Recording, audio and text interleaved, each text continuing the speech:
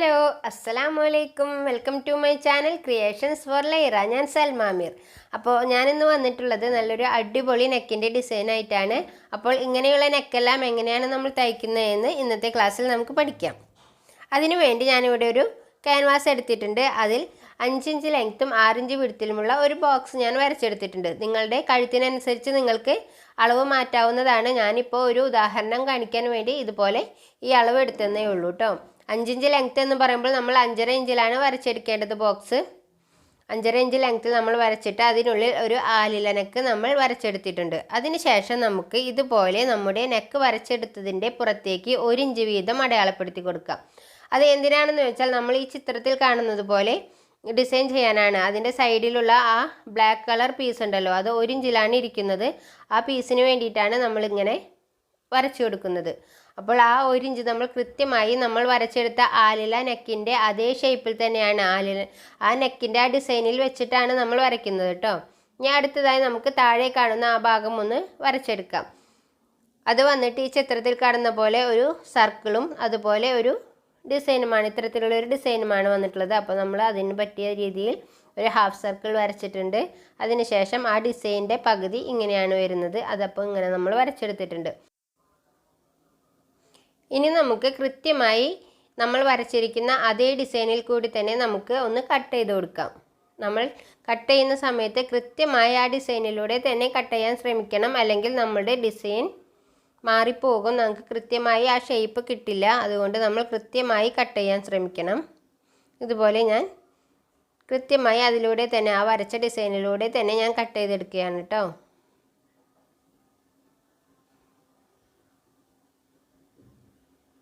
അതിനുശേഷം നമുക്ക് ഇനി ഇതിൻ്റെ ഉള്ളിലെ പോർഷൻ കൂടി ഒന്ന് കട്ട് ചെയ്തെടുക്കാം. നമ്മൾ വരച്ച ആ ആലിലയുടെ ഷേപ്പിലുള്ള ആ ഭാഗമുണ്ടല്ലോ, അത് കൃത്യമായി നമുക്കിതുപോലെ കട്ട് ചെയ്തെടുക്കാം.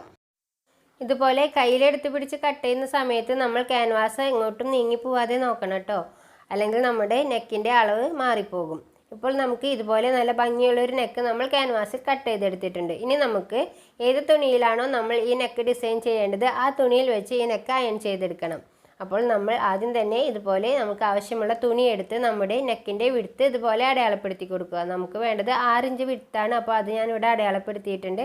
അതിനുശേഷം നമ്മുടെ നെക്ക് അതിൽ വെച്ച് നമ്മൾ അയൺ ചെയ്യുകയാണ്. നെക്ക് അയൺ ചെയ്യുമ്പോൾ നമ്മുടെ തുണിയുടെ ചീത്ത വശത്ത് വെച്ച് മാത്രം അയൺ ചെയ്യുക. ഒരിക്കലും നമ്മുടെ തുണിയുടെ നല്ല വശത്ത് വെച്ച് നെക്ക് അയൺ ചെയ്യരുത് കേട്ടോ. നിങ്ങളത് പ്രത്യേകം നോട്ട് ചെയ്യുക. ചീത്ത വശത്ത് വെച്ച് മാത്രം അയൺ ചെയ്യാൻ നോക്കുക. ഇപ്പോൾ നമ്മൾ തുണിയിൽ അയൺ ചെയ്തെടുത്തിട്ടുണ്ട്.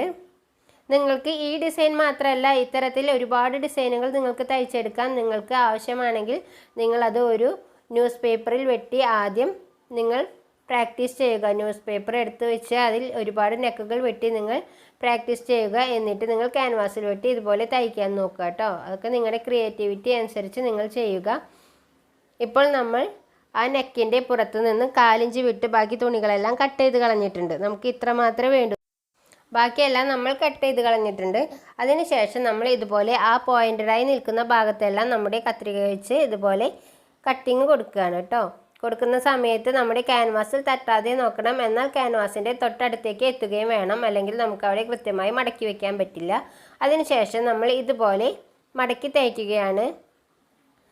നമ്മുടെ ആ 4 ഇഞ്ച് വിട്ടിട്ടുള്ള തുണി നമ്മുടെ ക്യാൻവാസിലേക്ക് നമ്മൾ മടക്കി തയ്ക്കുകയാണ്. ക്യാൻവാസിലേക്ക് നമ്മൾ മടക്കി തയ്ക്കുന്ന സമയത്ത് നമ്മുടെ തുണി ഒരുപാട് വലിക്കൊന്നും ചെയ്യരുത്. ഇതുപോലെ ജസ്റ്റ് ഒന്ന് ഫോൾഡ് ചെയ്ത് വെച്ചാൽ മാത്രം മതി. എന്നിട്ട് നമ്മൾ അതിലൂടെ സ്റ്റിച്ച് ചെയ്തെടുക്കുകയാണ്. ഈ പോയിൻ്റ് എത്തുമ്പോൾ നമ്മുടെ നീഡിൽ കുത്തി നിർത്തി നമ്മൾ പ്രഷർ ഫുട്ട് പൊന്തിച്ച് തിരിച്ച് വയ്ക്കുക. എന്നിട്ട് വീണ്ടും മടക്കി കൊടുത്ത് പ്രഷർ ഫുട്ട് താഴ്ത്തിയിട്ട് വീണ്ടും തയ്ക്കുക. അതുപോലെ തന്നെ ഈ റൗണ്ട് നമുക്ക് ചെയ്തെടുക്കാം. ഈ പോയിൻ്റഡ് ആയിട്ടുള്ള ഭാഗത്തെല്ലാം നമ്മൾ നീഡിൽ കുത്തി നിർത്തി തന്നെയാണ് തയ്ക്കുന്നത്. അതിനുശേഷം അത് തിരിച്ചു വെച്ച് കൃത്യമായി ആ ഡിസൈനിലൂടെ തന്നെ നമ്മൾ തയ്ക്കുകയാണ്. ഈ ഭാഗത്തൊക്കെ എത്തുമ്പോൾ നിങ്ങൾ ഒരുപാട് പിടിച്ച് വലിക്കൊന്നും വേണ്ട. തുണി പതുക്കെ പതുക്കെ പതുക്കെ ഇതുപോലെ മടക്കി വെച്ച് കൊടുത്താൽ മാത്രം മതി കേട്ടോ. ഒരുപാട് പിടിച്ച് വലിച്ചു കഴിഞ്ഞാൽ നമ്മുടെ ഡിസൈനിൻ്റെ ആ പെർഫെക്ഷൻ അങ്ങോട്ട് പോവും. ആ ഭാഗം ചുളിഞ്ഞ് മടങ്ങി വരാനൊക്കെ സാധ്യതയുണ്ട്. ഈ ഭാഗം ഇതുപോലെ നമ്മൾ കൃത്യമായി വെറുതെ ഒന്ന് മടക്കി കൊടുത്ത് തയ്ക്കുക. അതിനുശേഷം നമ്മൾ ഈ എൻഡിലെത്തുന്ന സമയത്ത് എന്താണ് ചെയ്യേണ്ടതെന്ന് കാണിച്ചു തരാം. ഈ എൻഡിലെത്തുന്ന സമയത്ത് ഇതുപോലെ ആ വശം നമ്മൾ മടക്കിയിട്ടുണ്ട്, അതുപോലെ തന്നെ ഇപ്പുറത്തെ സൈഡ് നമ്മൾ മടക്കി കൊടുക്കുകയാണ്. അതിനുശേഷം ഒരു വട്ടം കൂടി കാണിക്കാം. ഇതുപോലെ മടക്കി കൊടുത്തതിന് ശേഷം രണ്ട് സൈഡ് ഇതുപോലെ മടക്കിയതിന് ശേഷം നീണ്ടു നിൽക്കുന്ന ആ തുമ്പ് ഒന്ന് അകത്തേക്ക് ഇതുപോലെ നമ്മൾ ഒന്ന് വെറുതെ വെച്ച് കൊടുക്കുകയാണ് ചെയ്യുന്നത്. ഒന്നുകൂടി നോക്കിക്കോളൂ. ഇതുപോലെ നമ്മൾ രണ്ട് സൈഡും മടക്കി കൊടുത്തു. അതിന് ശേഷം ഈ പുറത്തേക്ക് നിൽക്കുന്ന തുമ്പ് ഒന്ന് ഉള്ളിലേക്ക് നമ്മൾ മടക്കി വെച്ചു. എന്നിട്ട് നമ്മൾ അതിലൂടെ കൃത്യമായി തയ്ച്ച് ആ പോയിൻ്റ് എത്തുമ്പോൾ നിർത്തി കുത്തി നിർത്തി തിരിച്ചെടുക്കുകയാണ് ചെയ്യുന്നത്. വീണ്ടും ഇതുപോലെ തന്നെ നമുക്ക് ഈ സൈഡും നേരത്തെ ചെയ്തത് പോലെ തന്നെ നമുക്ക് ചെയ്തെടുക്കാം. ഈ ഭാഗങ്ങളൊക്കെ ചെയ്യുമ്പോൾ നമ്മൾ വളരെ സാവധാനം ചെയ്തു കൊടുത്താൽ മതി. തിരക്ക് പിടിച്ച് ചെയ്താൽ നമ്മുടെ സ്റ്റിച്ചിങ് ഒരു പെർഫെക്ഷനും ഉണ്ടാവില്ല. നമ്മൾ വിചാരിക്കുന്ന പോലെ നമുക്ക് ഡിസൈൻ കിട്ടുകയില്ല കേട്ടോ. അപ്പോൾ അങ്ങനെ നമ്മൾ കൃത്യമായി നല്ല ഭംഗിയിൽ മടക്കി വെച്ച് ഇതിൻ്റെ എൻഡ് വരെ എത്തിച്ചു കൊടുക്കുക. ഇതുപോലെ നമ്മൾ എൻഡ് വരെ എത്തിച്ചിട്ടുണ്ട്. ഇനി നമുക്ക് നമ്മുടെ നെക്കൊന്ന് കണ്ടു നോക്കാം. ഇപ്പോൾ ഈ കാണുന്ന പോലെ നല്ല ഭംഗിയിൽ നമ്മുടെ നെക്ക് നമുക്ക് കിട്ടിയിട്ടുണ്ട്. അടുത്തതായി നമുക്ക് നമ്മുടെ ഈ നെക്ക് ഒരു തുണിയിൽ വെച്ച് തയ്ക്കണം. അതിനായി ഒരു ഷോൾഡർ പീസ് പോലെ ഒരു പീസ് വേണം നമുക്ക്. അതിനുവേണ്ടി ഞാൻ കോൺട്രാസ്റ്റ് കളറിലുള്ള വേറൊരു തുണിയാണ് എടുത്തിട്ടുള്ളത്. നമ്മൾ എപ്പോഴും ഇത്തരം നെക്ക് ചെയ്യുമ്പോൾ കോൺട്രാസ്റ്റ് കളറിൽ ചെയ്യാൻ നോക്കുക, എന്നാൽ മാത്രമേ ഭംഗി ഉണ്ടാവുള്ളൂ. എന്നിട്ട് നമ്മൾ ആ തുണിയുടെ സെൻട്രൽ പോയിന്റ് നമ്മൾ കണ്ടുപിടിച്ചു. അതിനുശേഷം നമ്മുടെ നെക്ക് തയ്ച്ച തുണിയുടെയും സെൻട്രൽ പോയിന്റ് നമ്മൾ കണ്ടുപിടിക്കുകയാണ്. ഇതെല്ലാം നമ്മൾ കൃത്യമായി കഴിഞ്ഞ ക്ലാസ്സുകളിൽ പറഞ്ഞു തന്നിട്ടുണ്ട്. ഇവിടെ പ്രധാനമായ ഒരു കാര്യം ശ്രദ്ധിക്കാനുള്ളത് എന്താണെന്ന് വെച്ചാൽ നമ്മൾ സാധാരണ തുണിയുടെ നല്ല വശത്ത് വെച്ചാണ് നെക്ക് തയ്ക്കാറ്. പക്ഷേ ഇവിടെ നമ്മൾ ചെയ്യുന്നത് നമ്മുടെ തുണിയുടെ, അതായത് ഷോൾഡർ പീസിൻ്റെ ചീത്ത വശത്ത് വെച്ചാണ് നമ്മൾ ഇതുപോലെ നമ്മുടെ നെക്ക് തയ്ച്ചെടുക്കുന്നത്. എന്നിട്ട് കഴിഞ്ഞ ക്ലാസ്സുകളിൽ പറഞ്ഞ പോലെ തന്നെ കൃത്യമായി നമുക്ക് ക്യാൻവാസിൽ തട്ടാതെ തന്നെ അതിൻ്റെ അടുത്തുകൂടെ ഇതുപോലെ നെക്കിൻ്റെ അതേ ഡിസൈനിൽ നമുക്ക് തയ്ച്ചെടുക്കാം. കഴിഞ്ഞ ക്ലാസ്സിൻ്റെ ലിങ്ക് ഞാനിവിടെ കാർഡിൽ കൊടുക്കാം മേലെ. അത് നോക്കി നിങ്ങൾ നല്ലതുപോലെ പ്രാക്ടീസ് ചെയ്തതിന് ശേഷം മാത്രം ഈ നെക്ക് തയ്ക്കാൻ പഠിക്കുക. ഇനി നമുക്ക് ഉള്ളിലുള്ള ഭാഗം കട്ട് ചെയ്ത് കളഞ്ഞ് ചെറിയ കട്ടിംഗ് ഒക്കെ ഇട്ട് കൊടുത്ത് നമ്മുടെ നെക്ക് ഇതുപോലെ ഒന്ന് മറച്ചെടുക്കാം. ഇപ്പോൾ നമ്മുടെ നെക്ക് നല്ല വശത്തേക്കാണ് വന്നിട്ടുള്ളത്. ഇനി നമുക്ക് ആ നെക്കിൻ്റെ എഡ്ജിലൂടെ ഒന്ന് പതിച്ചടിച്ച് കൊടുക്കാം. ഇതെല്ലാം കഴിഞ്ഞ ക്ലാസ്സിൽ കാട്ടിയിട്ടുള്ളതാണ് കേട്ടോ. അപ്പോൾ കഴിഞ്ഞ ക്ലാസ് കൃത്യമായിട്ട് കാണാം, എങ്കിൽ മാത്രമേ ഇതെല്ലാം പറയുമ്പോൾ നിങ്ങൾക്ക് വേഗം പിടികിട്ടുള്ളൂ. ഇനി നമുക്ക് വേണ്ടത് നമ്മുടെ ഈ നെക്കിൻ്റെ സെൻറ്റർ പോയിൻ്റ്, അതായത് ഈ ഡിസൈൻ്റെ സെൻറ്റർ ഒന്ന് നമുക്ക് കൃത്യമായി താഴെയുള്ള തുണിയിൽ ഒന്ന് അടയാളപ്പെടുത്തി കൊടുക്കാം. അല്ലെങ്കിൽ നമ്മൾ തയ്ക്കുന്ന സമയത്ത് ഈ നെക്കിൻ്റെ ഇവിടെ നിന്നൊക്കെ തയ്ച്ച് വരുമ്പോൾ ഈ നെക്കിൻ്റെ സെൻറ്റർ അങ്ങോട്ടൊക്കെ മാറിപ്പോകാൻ സാധ്യതയുണ്ട്.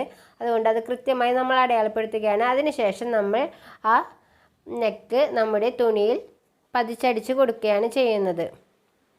പതിച്ചടിക്കുന്ന സമയത്ത് നമ്മൾ മടക്കി വയ്ക്കുമ്പോൾ തയ്ച്ച ആ സ്റ്റിച്ചില്ലേ, അതിൻ്റെ മേലെ കൂടി തന്നെ നമ്മൾ സ്റ്റിച്ച് ചെയ്യാൻ നോക്കുക. അപ്പോഴാണ് ഭംഗി ഉണ്ടാവുള്ളൂ. അല്ലെങ്കിൽ 1-2 സ്റ്റിച്ചൊക്കെ ആയിട്ട് നമ്മുടെ ആ നെക്കിൻ്റെ എൻഡിൽ കാണുമ്പോൾ ഭംഗി ഉണ്ടാവില്ല. ആ നമ്മൾ ആദ്യം തയ്ച്ചെടുത്ത അതേ സ്റ്റിച്ചിലൂടെ തന്നെ നമ്മൾ തയ്ച്ചെടുക്കാൻ നോക്കുക. ഈ പോയിൻ്റൊക്കെ എത്തുമ്പോൾ കറക്റ്റായി കുത്തി നിർത്തി തിരിച്ചു കൊടുത്ത് തയ്ക്കുക. ആ സമയത്തെല്ലാം നമ്മുടെ ഈ നെക്കിൻ്റെ എൻഡ് കൃത്യമായ പോയിന്റിലാണ് ഇരിക്കുന്നത് എന്നൊക്കെ പ്രത്യേകം ശ്രദ്ധിക്കണം. ഇതുപോലെ ഒപ്പം വെച്ച് കൊടുത്ത് ആ എൻഡ് നമ്മുടെ അടയാളപ്പെടുത്തിയ മാർക്കിൽ കൃത്യമായി വെച്ച് കൊടുത്ത് തന്നെ നമ്മൾ തയ്ക്കുക. കണ്ടില്ലേ, ഇപ്പോൾ ഇതുപോലെ നമ്മൾ കൃത്യമായി ആ എൻഡ് അവിടെ വെച്ചതിന് ശേഷം തന്നെ തയ്ച്ചെടുക്കുക. ഇതുപോലെ അത് ആ എൻഡിലേക്ക്, അതായത് നമ്മൾ അടയാളപ്പെടുത്തിയ പോയിന്റിലേക്ക് വെച്ച് കൊടുത്ത് കൃത്യമായി ആ എൻഡ് നമ്മൾ ഫിനിഷ് ചെയ്തെടുക്കുക.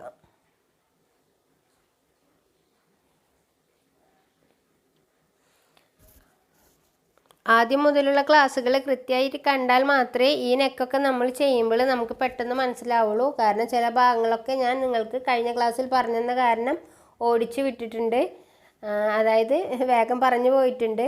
അപ്പോൾ നിങ്ങൾ അതെല്ലാം ഒന്ന് കണ്ട് മനസ്സിലാക്കിയതിന് ശേഷം ഈ ക്ലാസ് കാണാം കേട്ടോ. നമ്മൾ ആ പോയിന്റിലെത്തി സൂചി കുത്തി നിർത്തി തുണി തിരിച്ചു വെച്ച് വീണ്ടും തയ്ച്ചു തുടങ്ങി. ഇനി നമുക്ക് ഇതുപോലെ തന്നെ നമ്മുടെ നെക്കിൻ്റെ ഈ സൈഡും ചെയ്തെടുത്ത് നമുക്ക് നെക്ക് ഫിനിഷ് ചെയ്യാം.